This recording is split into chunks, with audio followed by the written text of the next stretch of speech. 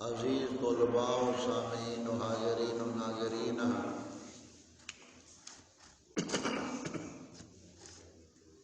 آج 10 جمادی الاولیٰ 1445 ہجری 25 نومبر 2023 بمطابق باروز ہفتہ طلباء کے مسجد میں پہنچنے تک 11ویں شریف کے حوالے سے آج ہم اس درس میں کچھ باتیں سمجھائیں گے، اور آج 11ویں شریف کی ہی رات ہے، یعنی دن 10 کا ہے، اور ہمارے مول و معاشرے میں اعمال سنت و جماعت میں اسی عقیدت اور نسبت سے 11ویں شریف کے حوالے سے دودھ وغیرہ تقسیم کیا جاتا ہے، یا کچھ چیزیں پکا کر یا چاول وغیرہ پکا کر تقسیم کیے جاتے ہیں معاشرے میں۔ تو اس مناسبت سے آج ہم تمام سامعین اور جو دور نزدیک سننے والے ہیں، ہم سب کے لیے آج اس مسئلے کو اچھی طرح سمجھنا ہے، اور بالخصوص عورتوں اور مردوں کے حوالے سے یہ اس کی حقیقت کیا ہے اور ہمیں کیا کرنا ہے اور ہم کیا کرتے ہیں۔ تو آج کی یہ گفتگو قرآن کریم کے حوالے سے اور حدیث مبارکہ کے حوالے سے اور سلف صالحین کے اقوال مبارکہ سے اس کا نتیجہ مختصر یہ ہے کہ 11ویں شریف ہمارے اہل سنت و جماعت کے عقیدہ میں جو سلسلہ حضور غوث پاک رضی اللہ تعالی عنہ کی وصال شریف کے بعد شروع ہوا، اس کا پس منظر کیا ہے اور یہ کیسے شروع ہوا۔ خطبات جمعہ کا جو ہمارا موضوع کا سلسلہ ہے وہ بھی اسی مناسبت سے رواں دواں ہے کہ عقائد غوث اعظم سرکار رضی اللہ تعالیٰ عنہ، اور اس حوالے سے غالباً وہ ہم 4 حصے آپ رضی اللہ عنہ کے عقائد کے بیان کر چکے، اور آگے مزید۔ تو سب سے پہلے ہم اپنا عقیدہ 11ویں شریف کے بارے میں بیان کریں گے، اور آپ طلباء اس کو سمجھیں گے، اور مرد و عورت بھی غور کریں گے، کیونکہ جب تک عمل کے بارے میں عقیدے کو سمجھ کر عمل نہ کیا جائے، اس عمل کی اللہ تعالیٰ کی بارگاہ میں کوئی قبولیت نہیں ہے۔ ایک چیز ہوتی ہے رسمی، ایک چیز ہوتی ہے شرعی۔ اللہ تعالیٰ کی بارگاہ سے عمل کی جزا اس وقت تک نہیں مل سکتی جب تک اس کا وہ عمل شریعت کے تابع نہ ہو۔ تو شریعت کے تابع ہونے سے مراد کہ شریعت کے دلائل، ہم نے آپ طلباء کو بتائے کہ شریعت کے دلائل کتنے ہیں؟ 4۔ کتنے؟ 4۔ کون سے؟ قرآن، سنت، اجماع، قیاس شرعی۔ یہ 4 اصول ہیں جن سے ہر عقیدہ اور مسئلہ ثابت ہوتا ہے، اور اس کے علاوہ ایک دلیل عرف بھی ہوتی ہے معاشرے میں، یعنی جہاں کا جو ایک رواج چل رہا ہو وہ عرف ہوتا ہے، تو وہ بھی شریعت میں ایک دلیل ہوتی ہے۔ اور اس عرف کے حوالے سے قرآن پاک میں اشارہ موجود ہے، وَأْمُرْ بِالْعُرْفِ، یہ سورۃ اعراف میں، یعنی اور معروف کاموں کا حکم کرو. یعنی معروف کیا؟ جو معاشرے میں جانے پہچانے کام ہیں، قوم میں جانے پہچانے کاموں کو، جو کام سر انجام دیے جاتے ہیں اس کو عرف کہتے ہیں.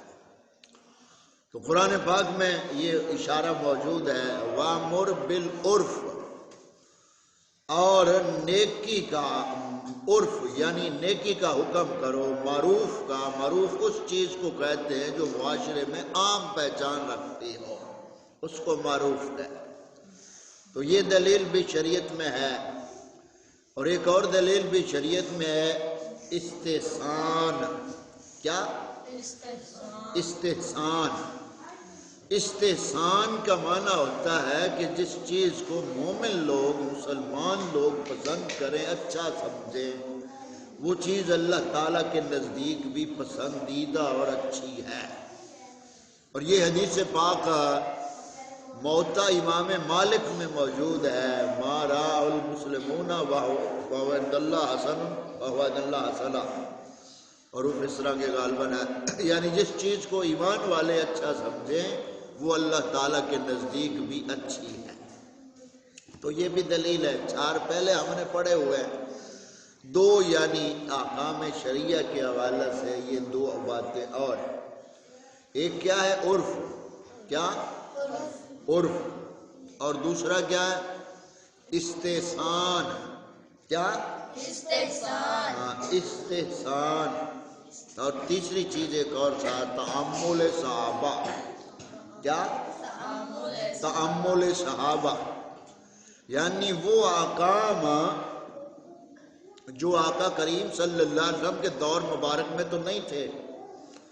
آپ صلی اللہ علیہ وآلہ وسلم کے دور مبارک میں وہ کام نہیں ہوئے، اور صحابہ کرام رضوان اللہ علیہ مجمعین نے جو کام بعد میں جاری کیے دین میں، دین کے حوالے سے ان کے اوپر ان کا عمل رہا، اس کو تحمل صحابہ کہتے ہیں. تو وہ بھی دلیل ہے، وہ بھی دلیل ہے. تو 4 پہلے احکام شریعہ ہم نے آپ کو بتایا، اور 3 اب یہ کتنے ہو گئے؟ 7. کتنے ہو گئے؟ 7.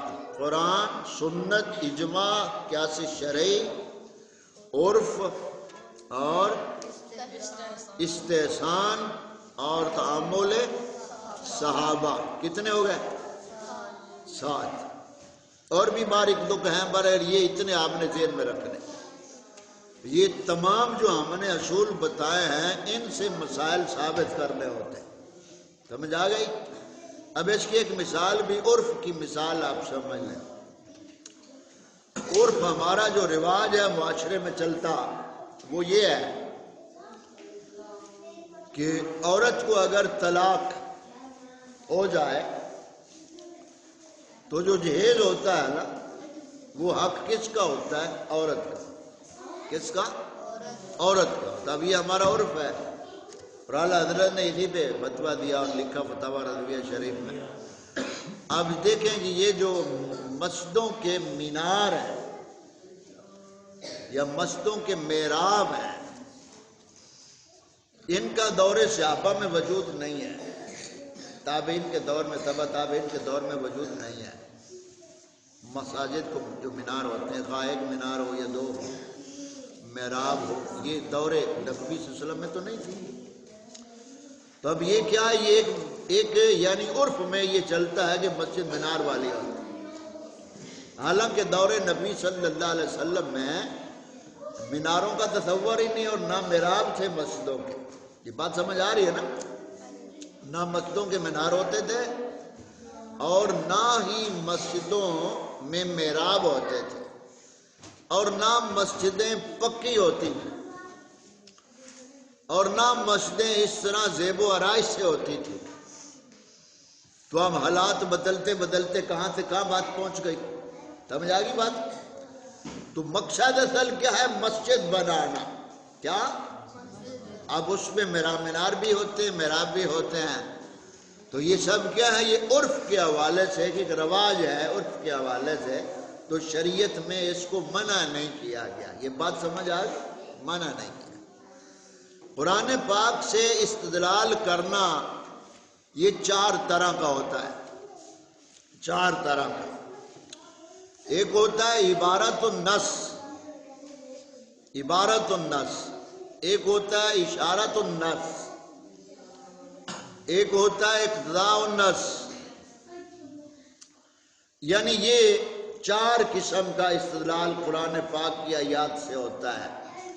عبارت النص کا مطلب یہ ہوتا ہے کہ جو کچھ کلام پاک میں لکھا ہے اس کا معنی وہی متعین ہو کہ کوئی اور معنی اس کا نہیں ہو سکتا. اسے کہتے ہیں عبارت النص. مثلا نماز کہاں سے ثابت ہے؟ قرآن پاک سے. اتنا ثابت ہے کہ نماز قائم کرو. یہ کیا ہے؟ عبارت النص. روزے تم پر فرض کیے گئے ہیں، یہ کیا ہے؟ عبارت النص. قصاص میں تمہارے لیے بھلائی اور خیر ہے، یہ کیا ہے؟ نص. عبارت النص. یعنی واضح احکام جو ہے ان کو عبارت النص کہتے ہیں. دوسرا ہوتا ہے اشارت النص. یعنی اس آیت میں وہ مسئلہ بعینہ ہی تو نہیں لکھا ہوا، لیکن آیت سے اشارہ ملتا ہے کہ اس سے یہ مسئلہ ثابت ہے.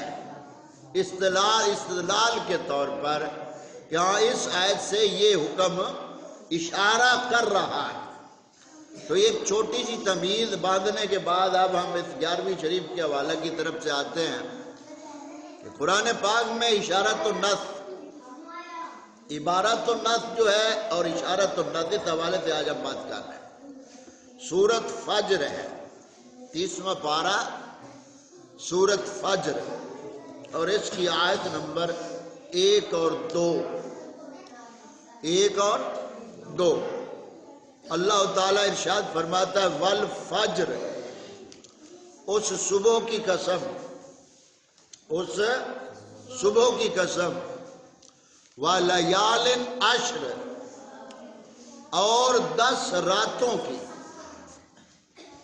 صبح کی قسم اور 10 راتوں کی. اب یہ جو عشر ہے 10 راتیں، لیال، یہ لیل کی جمع ہے، لیال یعنی راتیں. لیل رات کو کہتے ہیں. تو صبح کی قسم اور 10 راتوں کی قسم.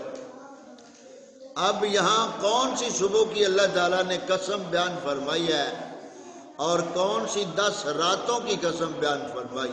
اب تھوڑا تھوڑا ادھر قریب ہو کر بیٹھ جائیں، تھوڑا تھوڑا کھل جاؤ. بڑے بچے ساتھ بیٹھو، ادھر تھوڑا تھوڑا کھل جاؤ بھائی. تو 10 راتوں کی اور صبح کی قسم بیان فرمائی.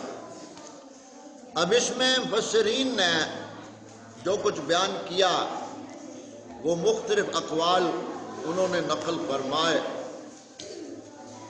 سورت تو مکی ہے اور اس میں جو احکام نازل ہوئے یہ حج کے دوران نازل ہوئے.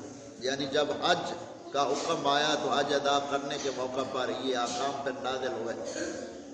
تو یہاں 10 راتوں کی جو قسم ہے اور صبح کی قسم ہے، اس میں مفسرین کے مختلف اقوال اس حوالے سے ہیں کہ بعض کہتے ہیں کہ ان 10 راتوں سے مراد یا تو کیا ہے کہ یعنی کون سی وہ 10 راتیں ہیں. بعض مفسرین نے یہ قول نقل کیا کہ محرم الحرام کی پہلی شب اور پہلا عشرہ، یعنی محرم الحرام کے 10 راتوں کی قسم بیان فرمائی. کیونکہ دین اسلام کے جو مہینہ ہے وہ ابتدا میں کون سا مہینہ ہے؟ محرم الحرام. لہذا پہلا دین اسلام کا اسلامی مہینہ محرم الحرام ہے. اس کی اللہ تعالیٰ نے پہلے 10 دنوں کی قسم بیان فرمائی، یعنی عظمت کے حوالے سے. اور اس طرح بعض مفسرین نے یہ کہا کہ اس سے مراد دین اسلام کا آخری مہینہ ذی الحج ہے، اس کی پہلی 10 راتوں کی قسم بیان فرمائی اور صبح کی اور 10 راتوں کی قسم بیان فرمائی. بعض مفسرین نے اس قول کو لیا کہ اللہ تعالیٰ نے ماہ رمضان المبارک کے آخری 10 دنوں کی قسم بیان فرمائی، کیونکہ یہ تینوں مقام جو ہیں بڑے عظمت والے ہیں تینوں مہینوں میں۔ تو الغرض جہاں اقوال متفرقہ ہوں، یعنی مختلف اقوال ہوں، وہاں یقینی بات نہیں ہوتی، ظنی ہوتی ہے، یعنی یہ بھی مراد ہو سکتا ہے، یہ بھی مراد ہو سکتا ہے، یہ بھی ہو سکتا ہے۔ تو یہاں جو اللہ تعالیٰ نے صبح کی اور 10 راتوں کی قسم بیان فرمائی، اس میں ایک قول یہ بھی بیان کیا گیا کہ یہ جو صبح ہے نا، یہ قیامت کے بعد ہونے والی صبح کی اللہ تعالیٰ نے قسم بیان فرمائی، یعنی جب دنیا ختم ہو جائے گی، کل من علیہ فان، ہر چیز فنا ہو جائے گی، اور پھر صبح کو اللہ تعالیٰ جب پوری مخلوق کو پھر زندہ کرے گا تو اس صبح کی قسم مراد ہے۔ تو بہرحال یہ ملے جلے اقوال۔ اب ہمارا جو یہاں سے استدلال ہے وہ کیا ہے کہ 10 دنوں کی اللہ تعالیٰ نے 10 راتوں کی قسم بیان فرمائی ان کی عظمت کے حوالے سے۔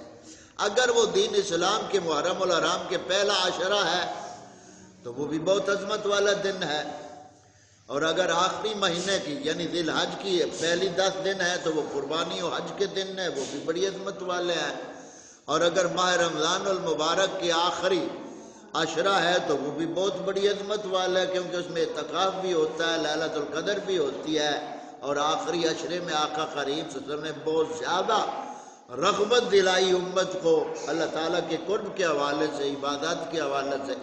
تو یہ تینوں اقوال اپنی اپنی جگہ پہ حق ہیں، اور تینوں پہ ہمارا ایمان ہے، جو بھی مراد لیں وہ حق ہے۔ تو یہ تمہیدی بات عرض کرنے کے بعد ہمارا اب ایک استدلال ہے، ہمارے علماء جو اہل سنت و جماعت ہیں، یعنی وہ اس سے قیاس کے طور پر استدلال کرتے ہیں کہ 10 راتوں کی قسم قرآن پاک میں ہے اور ایک صبح کی قسم، 10 اور ایک کتنے ہوئے؟ 11۔ تو ہم جو 11ویں کرتے ہیں یہ ہم کو یعنی کسی کے اوپر اپنا استدلال ٹھونس نہیں رہے ہیں، کسی کے اوپر ٹھونس نہیں رہے ہیں کہ اس کو ماننا ضروری ہے، ایسی بات نہیں ہے۔ استدلال ہے، اشارت النص ہے۔ جیسے کل میں نے جمعہ میں بتایا تھا کہ وابی جیسے استدلال کرتے ہیں نا، وابیوں سے پوچھا جائے آپ وابی ہیں تو وہ کہتے ہیں ہاں قرآن میں، ہم وابی قرآن سے ثابت کریں گے۔ اب وہ کیسے ثابت کرتے ہیں؟ تو میں یہ ایک ان پر الزامی جواب عائد کر رہا ہوں، جو یہ کہتے ہیں کہ وہابی ہونا ہم قرآن سے ثابت کریں گے، تو وہ عائد پڑھتے ہیں انک انت الوہاب، اے اللہ تو بے شک بہت بڑا دینے والا ہے، معنی تو اس کا یہ ہے۔ تب انہوں نے یعنی ضد میں آ کر، اللہ والوں کی ضد میں آ کر انہوں نے کیا کہا کہ اب دیکھو قرآن پاک میں لفظ وہاب ہے، تو وہاب سے وابی، تو وابی کا مطلب ہے اللہ والا۔ اب وہ کہیں گے جی کیسے؟ یہ ان کے بڑے بڑے مولویوں کے کلپ موجود ہیں، ان کا ایک سبٹین شاہ ہے، وہ کہتا ہے وابی ہوتا ہے اللہ والا، کل میں نے جمعہ میں سنایا بھی تھا۔ اور ایک ان کا وہ ہے بڑا مناظر، بہت بڑا، جس کی شکل دیکھنے کو جی نہیں کرتا، عبداللہ نثار، وہ کہتا ہے وابی دا ثبوت میں دینا وا قرآن چوں، وہ کہندا میں وابی دا ثبوت قرآن چوں دینا وا، ہاں بھئی دے تو۔ وہ کہندا وہاب اللہ دا نام ہے تے نال یہ لگ گئی اضافت دی، وہاب دے نال یہ لگی اضافت دی تے کی بن گیا؟ وابی۔ نہ پھر یعنی ہن عقلی گھوڑے دوڑا رہے ہیں، جس دلیل نہ لبے موڑاں دین عقل تو کم لے لو۔ اور کہندے نے فیصلہ آباد، آباد دے نال یہ لگی تے کی بن گیا جی؟ فیصلہ آبادی۔ کی بن گیا؟ فیصلہ آبادی۔ یہ اضافہ لگ گئی تے آبادی بن گیا تے وابی بن گیا۔ تو اصل پس منظر پھر ساڈا یہ انہاں نوں جواب ہے کہ پھر عقیدہ تہاڈا یہ ہویا کہ اللہ تعالیٰ بھی وابی ہے، کیونکہ وابی لفظ وہاب تو نکلیا۔ تو پھر جدوں تسی یہ کیوں کہندے ہو وہاب، وہاب تو وابی نکلا تے وابی اللہ والا ہو گیا، سیدھا کہو گا پھر اللہ تعالیٰ بھی وابی ہے، جی میں شیعہ کہہ دیتا کہ اللہ تعالیٰ بھی شیعہ ہے نعوذ باللہ۔ یعنی اس حد تک اگے انہاں دی زباناں چلیاں گئیاں۔ وہ ادرو حیدری خبیث جو ہے راہ والی دا، انہاں باقاعدہ کلپ میرے کو موجود ہے، ان کی تقریراں موجود ہیں۔ میرا جذبات کا جملہ نہیں، اللہ بھی شیعہ ہے، نعوذ باللہ، جس معنی میں وہ بیان کرتے ہیں ہم اس سے اللہ تعالیٰ کی پناہ چاہتے ہیں۔ سمجھ آ گئی؟ تو یہ ان کے یعنی اپڑ بپڑ وہ جو سلسلہ چلتا ہے نا، اس کی کوئی حقیقت نہیں ہے، یہ خام خیالی ہے ان کی۔ اب یہ بات واضح ہونے کے بعد جو طلباء ابھی تک نہیں پہنچے جلدی پہنچ جاؤ بڑے بچے۔ اب ہم 11ویں شریف کے حوالے سے جو اپنا عقیدہ ہے جو عوام میں چلتا ہے، کچھ کمزوریاں ہیں وہ بھی ہم عرض کر دیتے ہیں۔ ایک تو اصل جو حقیقت ہے 11ویں شریف کی، حضور غوث پاک رضی اللہ تعالیٰ عنہ اپنے زمانہ مبارک میں آپ کیا فرماتے تھے؟ آپ وعظ و نصیحت کے لیے اہتمام فرماتے اور 3 طرح کے وعظ و نصیحت یعنی بیان مجالس حضور غوث پاک رضی اللہ تعالیٰ کی ہوا کرتی تھی۔ ایک تو وعظ و نصیحت ہوتی تھی خطبہ جمعہ میں، آپ کے دور میں جو وعظ و نصیحت بہت ہی عمیق اور بہت ہی لذیذ اور بہت ہی پرمغز ہوا کرتی تھی۔ پھر حضور کا سرکار غوث اعظم پاک کی یعنی بیان اور وعظ و نصیحت ایک اس طرح کی ہوتی تھی۔ دوسری ہوتی تھی جو خواص آپ کے شاگرد ہوتے تھے، یعنی ان کے تزکیہ نفس کے حوالے سے ان کی تربیت کرنا، اس حوالے سے دوسری مجلس قائم ہوتی تھی۔ اور جو تیسری مجلس ہوتی تھی اس میں آپ بالخصوص آقا کریم صلی اللہ علیہ وآلہ وسلم کے مولود پاک کا اہتمام فرماتے تھے۔ مولود کا یعنی میلاد پاک، آقا کریم صلی اللہ علیہ وآلہ وسلم کے میلاد پاک کے حوالے سے حضور غوث پاک رضی اللہ تعالی عنہ یعنی دن 11 ہوتا تھا، رات 12ویں میلاد ہوتی تھی آقا کریم صلی اللہ علیہ وسلم کی ولادت بسعادت کے حوالے سے، تو آپ ہمیشہ اہتمام یہ 3 مجالس کا کرتے تھے۔ ایک مجلس مولود ہے یعنی آقا کریم صلی اللہ علیہ وسلم کے میلاد پاک کی محفل، اور ایک وعظ و نصیحت کے حوالے سے، اور تیسرا خاص طلباء کی تربیت اور تزکیہ کے حوالے سے۔ تو جب تک آپ رہے حیات میں اس مجلس مولود کو آپ منعقد فرماتے رہے، اور جب حضور غوث پاک رضی اللہ تعالیٰ کو دنیا سے وصال ہو گیا، یعنی دنیا کو چھوڑ دیا، آپ قربے آپ برزخ میں چلے گئے، یعنی اس جہان میں تشریف لے گئے، تو بعد والے جو آپ کے مریدین تھے انہوں نے وہ مولود کی بجائے، محفل مولود کی بجائے انہوں نے کیا کیا کہ آپ کی یاد اور آپ کی تعلیمات کو عام کرنے کے لیے آپ کے اس وصال والے دن سے ان مریدین نے محفل کا اہتمام شروع کر دیا۔ یعنی 11 کو آپ وصال فرمایا تو 12ویں کی بجائے جو مریدین تھے، عقیدت مند تھے، طلباء تھے، آپ کی تعلیمات کو عام کرنے کے لیے جو شریعت بے نہیں شریعت ہے اس کو بیان کرنے کے لیے انہوں نے آپ کے وصال والے دن کو منعقد شروع کر دیا کرنا، تو وہاں سے یہ 11ویں کا پس منظر واضح ہو گیا۔ اب اس میں ہوتا کیا تھا کہ جو آپ کے مریدین تھے، عقیدت مند تھے، وہ آپ کی بارگاہ میں کچھ نہ کچھ نذرانہ لے آنا، وہ وہاں جمع ہوتا رہنا، اور جب یعنی 11ویں کا دن آنا آپ کے وصال کا، تو اسی طرح آپ کی تعلیمات کو وہاں بیان کیا جانا، جو آپ کی تعلیمات نانا جان کی شریعت آپ نے سیکھی اور اسی کو آگے بیان کیا جاتا تھا، اور آخر پہ سب کو تھوڑا بہت جو لنگر جمع ہونا وہ تمام کو تقسیم کر دینا، یعنی کھانا وغیرہ جو ہوتا تھا۔ تو یہ ہے اصل پس منظر 11ویں شریف۔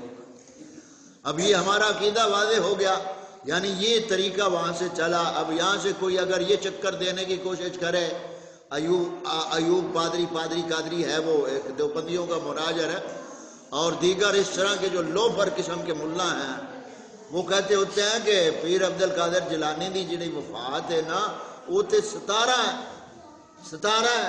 شاہ عبداللہ مدد دین بھی اللہ رحمہ نے لکھا ہے، یعنی صحابت میں نے سننا دے اندر تو ہم کئی بار یہ وضاحت کر چکے، ہمارے علماء بیان کر چکے کہ طریق کے اختلاف سے جو عمل ہوتا ہے اس کی تردید نہیں ہوتی ہے۔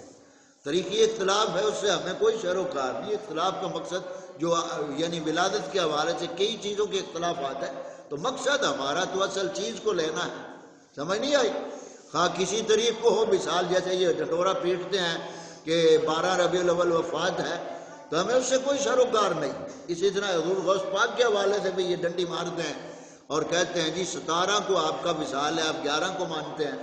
بھائی طریق کوئی بھی ہو، طریق ظنی ہے، لیکن جو ایصال ثواب ہے یہ پوری امت کا اجماع ہے، اور آپ بھی مانتے ہیں، آپ کے بڑوں نے لکھا ہوا ہے۔ تو یہ چیزیں جو ہم نے پڑھی سمجھی 11ویں شریف کے حوالے سے، ہمارا جو مقصد کیا ہے، اللہ کے پیاروں کی بارگاہ میں ایصال ثواب کا تحفہ اور نذرانہ پیش کرنا، آپ کی تعلیمات کو، اللہ والوں کی تعلیمات کو، حضور غوث پاک رضی اللہ تعالیٰ کے اعمال اور عقائد اور آپ کے تقوی کو بیان کرنا، کیونکہ جن سے عقیدت ہوتی ہے ان کی سیرت بھی اچھی لگتی ہے، ان کی صورت بھی اچھی لگتی ہے، اور جن کے دل خالی ہیں اللہ والوں کی محبت سے ان کا کام بڑبڑانا ہوتا ہے، اس کے علاوہ اور ان کے پاس کوئی دلیل نہیں ہوتی ہے۔ اب زیادہ سے زیادہ دلیل یہی دیں گے کہ بعض ہمارے جو جاہل ہیں ہمارے معاشرے میں، ہم آل سنت و جماعت میں جو بہت جاہل قسم کے لوگ ہیں، وہ بعض یہ کہہ دیں گے کہ کچھ اس طرح کہہ دیں گے کہ جی وابی کہے گا 11ویں قرآن چو بخاؤ، وابی دا اعتراض ہے 11ویں قرآن چو بخاؤ، قرآن چو وہاں اتریا قرآن چو 11ویں کی بخا بھی، یعنی جیڑی ساڑی سوچ ہی نہیں نا سوال دی نہ وہ سوال کٹ مارنا تھوڑا سا آکھیے جا بھئی تانوں عیسائی آکھن وابیو تانوں عیسائی آکھن کہ تساں اما عائشہ پاک رضی اللہ تعالی عنہ دا نام مبارک قرآن پاک چو بکھاؤ، اسی اپنی مریم پاک دا نام قرآن پاک چو بکھانے ہاں، تو کیا عیسائیوں نے جواب دے لے تو کنجرو اما عائشہ پاک دا تے نام نہیں قرآن پاک اچ، فاطمہ پاک دا بھی نام نہیں قرآن پاک اچ، لیکن حضرت عیسیٰ علیہ السلام دی امی جان حضرت مریم صدیقہ رضی اللہ تعالیٰ عنہ، ان کا نام تو قرآن پاک میں ہے اور اس پر پوری سورت موجود ہے، سورت مریم۔ سمجھنی ہے؟ تو آپ کو یہ جگہ کہ نام سے دکھاؤ ہمیں، تو نام سے آپ کیا کیا دکھا سکتے ہیں؟ قرآن پاک اصول بیان کرتا ہے، ان اصولوں کے تحت عقیدہ بنایا جاتا ہے۔ سمجھ آ گئی؟ تو ہمارے مول معاشرے میں کچھ ایسے اضافے کرنے والے نام نہاد جو ہیں جہلا، ان میں اب ہمارے مول معاشرے میں کیا بات رہ گئی ہے 11ویں شریف کے حوالے سے؟ ہمارے مول معاشرے میں یہی بس رہ گیا ہے کہ ہم نے دیکھ پکا لینی ہے، بچوں میں ونڈ دینی ہے، بس ایک اس ریت پہ ہم چلے ہوئے، یا دودھ تقسیم کر دیا، اور یہ جو بھی ہم کرتے ہیں اب وہ مرد و عورت، مائیں بہنیں بزرگ، یہ بات ذہن میں رکھیں کہ اب یہ جو کس نظریے سے کرتے ہیں دودھ تقسیم کرتے ہیں، کس نظریے سے دودھ تقسیم کرتے ہیں، یا چاول دیگ وغیرہ پکاتے ہیں تو کس نظریے سے کرتے ہیں، عقیدہ کیا ہوتا ہے، یا ہمیں کیا عقیدہ رکھ کے یہ کرنا چاہیے، اس بات کو اب واضح طور پہ سمجھیں۔ کوئی بھی مسلمان سنی اگر یہ عقیدہ رکھتا ہے یا یہ سوچ رکھتا ہے کہ یہ 11ویں دینا مجھ پر ہر مہینے فرض ہے، اگر کوئی یہ سمجھتا ہے کہ یہ دینا مجھ پر لازم ہے، اور ساتھ یہ سمجھتا ہے کہ اگر میں یہ 11ویں نہ دوں گا تو میرا کوئی نقصان ہو جائے گا، غوث پاک سرکار مجھ سے ناراض ہو جائیں گے تو میرا کوئی نقصان ہو جائے گا یہ 11ویں نہ دینے سے، یہ دوسری بات۔ تیسری بات کہ جو میں یہ منت مانتا ہوں 11ویں کی میں دیگ دوں گا، اگر یہ عقیدہ نظریہ رکھا ہے اس حوالہ سے کہ غوث پاک رضی اللہ عنہ کی یہ نظر میں دے رہا ہوں، اور نظر کا معنی ہوتا ہے عبادت، اور جو عبادت ہے وہ خدا تعالیٰ کی ذات کے علاوہ کسی کی شریعت میں جائز نہیں ہے۔ اور جس کا عقیدہ یہ ہے کہ نظر تو خدا کی ہے اور جو میں یہ تقسیم کر رہا ہوں اس کا ثواب حضور غوث پاک سرکار کی بارگاہ میں پیش ہو، یہ عقیدہ رکھ کر اگر وہ کرتا ہے جو بھی کرتا ہے تو وہ جائز ہے۔ اور اگر یہ کرتا ہے کہ 11ویں غوث پاک کی ہے میں نہ دوں گا تو مجھ پر کوئی مصیبت آ جائے گی، یہ عقیدہ باطل ہے اور اس عقیدے کا سنیت سے کوئی لینا دینا نہیں۔ جو جاہل کرتے ہیں اپنا کرے اور اپنا کرے۔ دوسری یہ بات کہ 11ویں کو ہی 11ویں کرنی ہے، آگے پیچھے نہیں کرنی ہے اور آگے پیچھے ہو نہیں سکتی ہے، یہ بھی باطل ہے، یہ کوئی سنی عقیدہ نہیں ہے۔ ہمارے ہاں ان جہلوں نے کہاں سے کہاں باتیں پہنچائی ہوئی ہیں، اور پھر اس طرح کی بک بک کرنے والے حضور غوث پاک رضی اللہ عنہ کی ذات پاک کے حوالہ سے وہ مائی والا واقعہ، وہ مائی انور والا واقعہ، اور یہ کہاں تک جھوٹ انہوں نے چلایا ہوا ہے۔ سوچنے کی بات یہ ہے کہ ہم اللہ والوں کی اپنی عقیدت میں محبت کا اظہار کر رہے ہیں یا ان کی توہین اور بے ادبی کر رہے ہیں، یہ کبھی ہم نے غور کیا ہے؟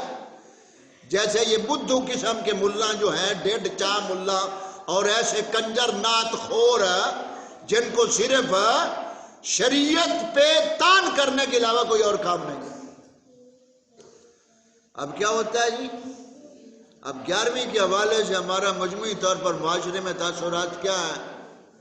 یعنی اس حد تک تاثرات ہیں کہ 11ویں والے دن تمام دوست دودھ تقسیم کرتے ہیں، اچھی بات ہے، اس میں کوئی ممانت نہیں، کوئی بری بات نہیں، لیکن عقیدہ سمجھو۔ اگر کسی کے ذہن میں یہ عقیدہ ہے کہ حضور غوث پاک کے لیے میں یہ لازمی 11ویں کروں گا، نہ کروں گا تو میرا نقصان ہوگا اور غوث پاک مجھ سے ناراض ہو جائیں گے، یہ سوچ جس کی بھی ہے وہ باطل ہے۔ وہ خواہ 11ویں کرے نہ کرے، اس کا عقیدہ باطل ہے، کوئی عمل اللہ تعالیٰ کی بارگاہ میں اس نیت ارادے سے قبول نہیں ہوتا ہے۔ سمجھ آ گئی؟ تو یہ چند گزارشات ہم نے اس حوالے سے مناسبت سے کر دی۔ اب دیگ ہم پکاتے ہیں، معاشرہ پکاتا ہے، دیگیں پکاتا ہے، تو کیا ہم نام عرف میں ہم نے کیا رکھا ہے؟ 11ویں شریف ہے جی، کیا ختم 11ویں شریف تھا، ٹھیک ہے؟ تو یہ وہی عقیدہ وہی ہے کہ حضور غوث پاک رضی اللہ عنہ کی بارگاہ میں ہم یہ ایصال ثواب کا ہدیہ تحفہ نذرانہ پیش کرتے ہیں، اس کے علاوہ اور کچھ نہیں۔ بقیہ جو باتیں تصورات ہیں وہ خامخیالی اس کو ذہن سے نکالنا چاہیے۔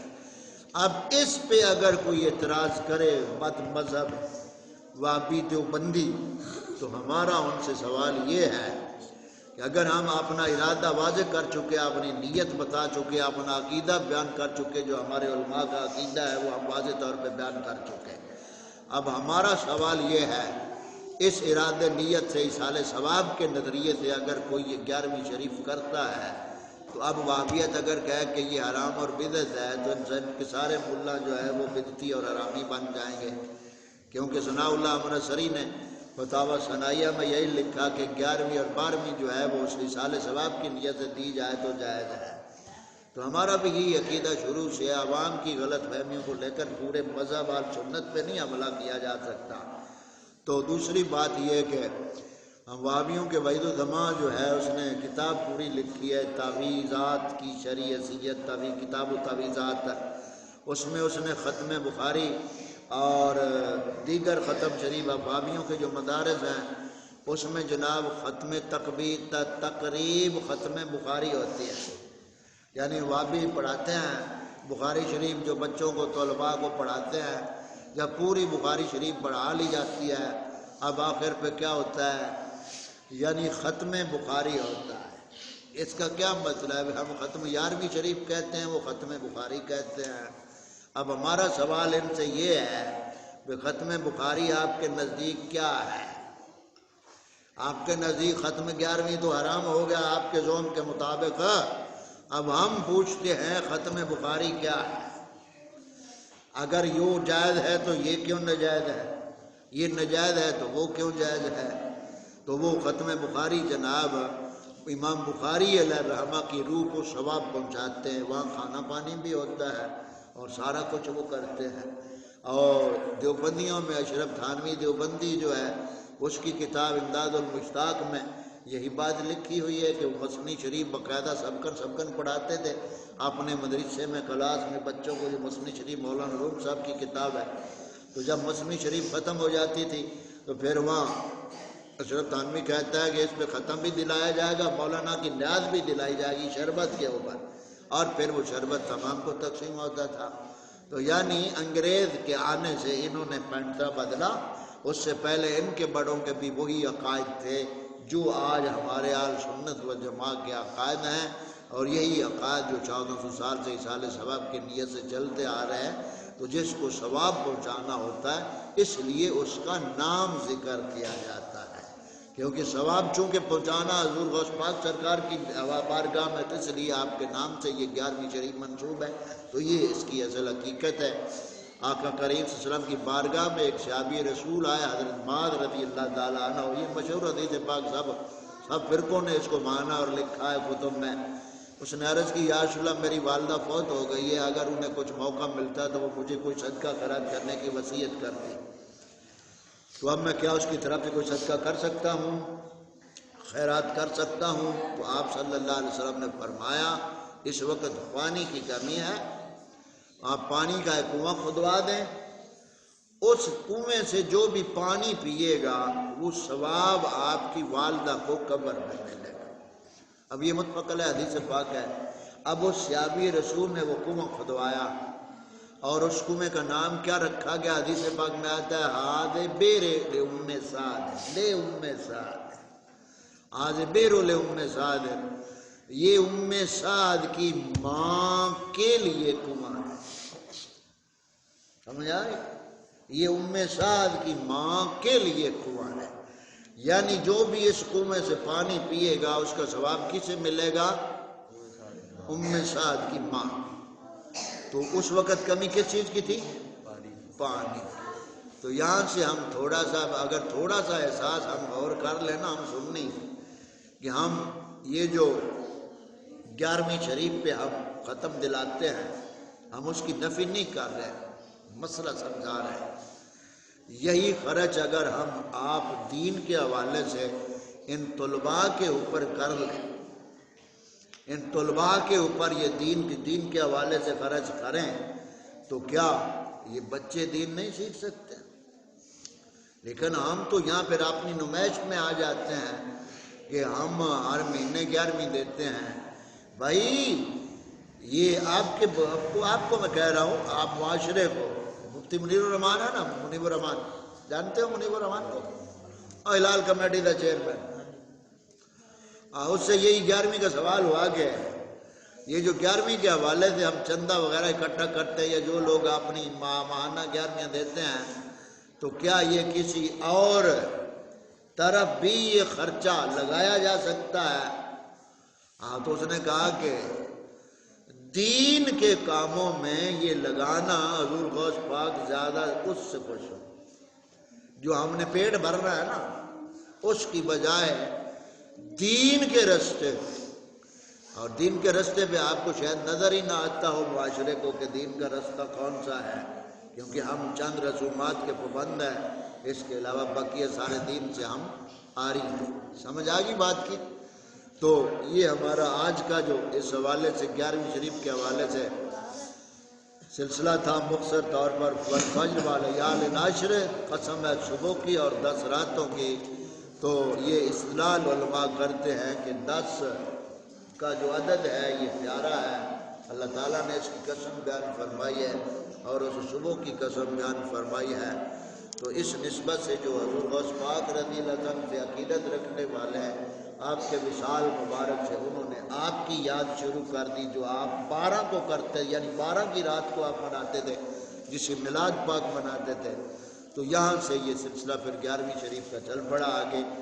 تو شیخ عبداللہ محدث دہلوی علیہ الرحمٰن نے بھی یہی لکھا کہ پورے بلاد ہندوستان میں یہی طریق آپ کا عرس مبارک ہوتا ہے جس کو بڑی 11ویں کے نام سے یہ معاشرے میں تعارف ہے اس کا. تو یہ بات سمجھ آ گئی؟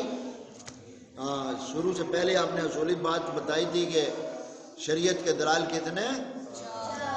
4. 3 اور ہم نے پڑھے تھے، عرف، استحسان، تحمل صحابہ. قرآن، سنت، اجماع، قیاس شرعی، عرف، تحمل صحابہ، استحسان. استحسان اس کا معنی کیا ہے؟ جس کو ایمان والے اچھا کر، یعنی جو اللہ تعالیٰ رسول کی بارگاہ میں پسندیدہ عمل ہو اس کو کیا کہتے ہیں؟ استحسان. اس کی آخری دلیل بھی سمجھ لیں. حضرت بلال پاک رضی اللہ تعالیٰ، یہ حدیث سارے بیان کرنے ہیں اور حدیث صحیح. معراج والی رات آقا کریم صلی اللہ علیہ وسلم جب اللہ تعالیٰ کی بارگاہ میں حاضر ہوئے اور جہنم اور جنت کا مشاہدہ فرمایا تو جنت میں اپنے آگے آگے حضرت بلال کے قدموں کی آواز سنی. حضرت بلال پاک کے قدموں کی آواز سنی. تو جب آقا کریم صلی اللہ علیہ وسلم واپس تشریف لائے تو حضرت بلال سے پوچھا، بلال وہ تم کون سا عمل کرتے ہو کہ تمہاری آواز میں نے اپنے آگے جنت میں سنی ہے؟ تو کیا نبی پاک صلی اللہ علیہ وسلم جانتے تھے؟ اعمال تو ان کو بتائے ہوئے تھے کہ یہ عمل کرنا ہے. تو پھر وہ کون سا عمل تھا جو حضرت بلال پاک کرتے تھے؟ تو اس نفلی عمل کی اہمیت واضح کرنے کے لیے حضرت بلال سے سوال کیا گیا، پوچھا گیا. تو حضرت بلال نے عرض کی، یا رسول اللہ صلی اللہ علیہ وسلم، میں وضو کر کے 2 رکعت نماز تحیۃ الوضو پڑھ لیتا ہوں یا غالباً تحیۃ المسجد پڑھ لیتا ہوں، اور کوئی ایسی بات نہیں جو میں عمل کرتا ہوں. باقی یعنی فرائض وغیرہ سب سامنے ہے، یا رسول اللہ قاعدہ کرتا ہوں. تو یہی وہ بات ہے.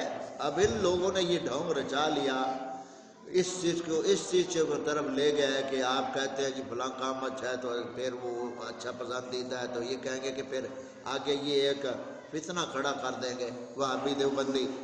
یہ کہیں گے کہ آپ دیکھو فجر کی 2 رکعتیں ہیں تو 3 پڑھنی اچھی ہیں نا، اچھا کام ہے نا. آگے سے اس طرح یعنی ڈرامہ رچائیں گے، کہیں گے جب فجر کی 2 رکعت ہے تو پھر آپ 3 پڑھ لیں، اچھی ہے نا، زیادہ ہی پڑھنی ہے نا، اللہ تعالیٰ کی زیادہ عبادت کرنی ہے نا. تو کیا آپ 2 کی 3 پڑھ لیں؟ 4 رکعت ہیں عصر کی تو آپ 5 پڑھ لیں، یا مغرب کی 7 ہے تو پھر آپ 2 پڑھ لیں یا 4 پڑھ لیں. اب یہ ڈرامہ رچائیں گے. تو یہ بات ہمیشہ ذہن میں رکھیں کہ جو منسوخ مسائل ہوتے ہیں ان میں کمی بیشی کی اجازت شریعت نے نہیں دی ہے. جو منسوخ مسائل ہیں، جو عدد متعین ہے، اس کا تو یہاں سوال ہی نہیں. سوال تو یہاں استحبابی اعمال کا ہے، وہ تو فرض واجب سب واضح ہے. تو اس کو اٹھا کر ادھر لائیں گے اور اس طرح فتنہ کھڑا کر دیں. سمجھ آ گئی؟ تو آج ہفتہ ابھی آپ سے سبق سنیں گے اور